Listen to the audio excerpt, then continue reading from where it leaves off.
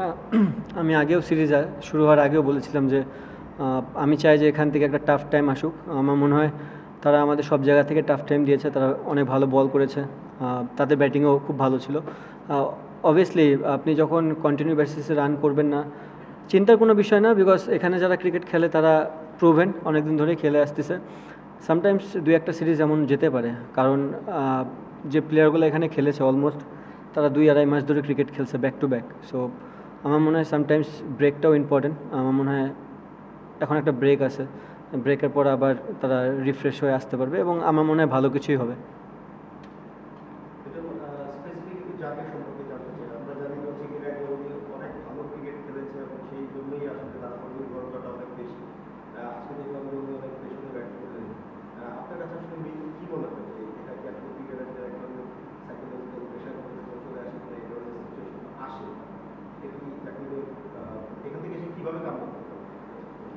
এখান থেকে কামব্যাকের একটাই অপশন, নিজেকে সাহস রাখা, খুব একটা চিন্তিত না হওয়া, কারণ আপনি চিন্তা করলে নেগেটিভ চিন্তাটাই বেশি আসবে, পজিটিভ আসবে না। যদি সে পজিটিভ চিন্তা করতে পারে তার জন্য খুবই ভালো।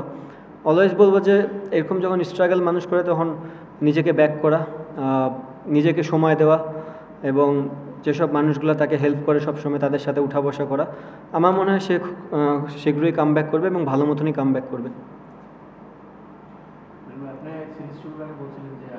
বাংলাদেশ টিম সিরিজে কোনো প্রেশারে পড়বে কিংবা যে কোনো একটা বলিং হতে পারে ব্যাটিং, তো এই সিরিজে বাংলাদেশের প্রাপ্তিটা কি, যে প্রেশারটা ছিল এটা কি প্রাপ্তি নাকি আপনার চোখে অন্য কোনো কিছু প্রাপ্তি আছে?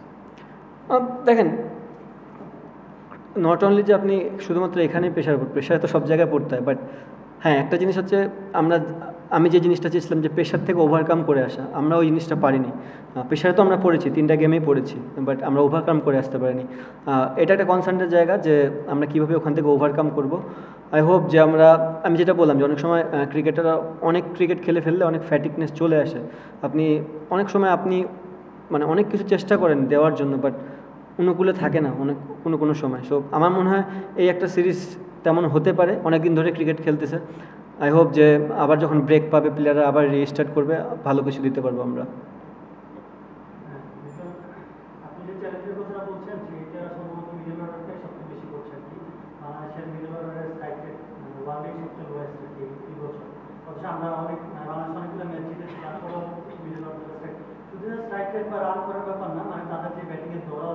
সেটা নিয়ে অনেক প্রশ্ন আসছে যে একটা সাইডে আপনারা খেলতে পারছেন না, 2-3 দিনে এমন কথা আসছে।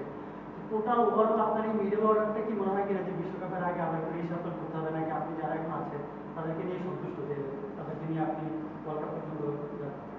দেখেন, আমি একটা কথা বললাম, যে সব প্লেয়াররা এই মুহূর্তে খেলেছে টিমে সবাই প্রুভেন।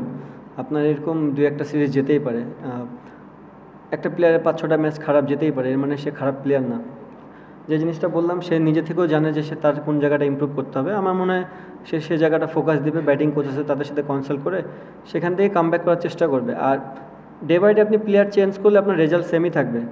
যে নতুন প্লেয়ার আসবে সে যে খুব ভালো আপনাকে ফিডব্যাক দেবে, যদি না দেয় সেম একই জায়গায় থাকবো। সো যারা ক্রিকেটটা খেলতেছে অনেক দিন ধরে তাদেরকে নিয়ে আরেকটু আগালে হয়তোবা রেজাল্টটা ভালো আসার চান্স থাকবে।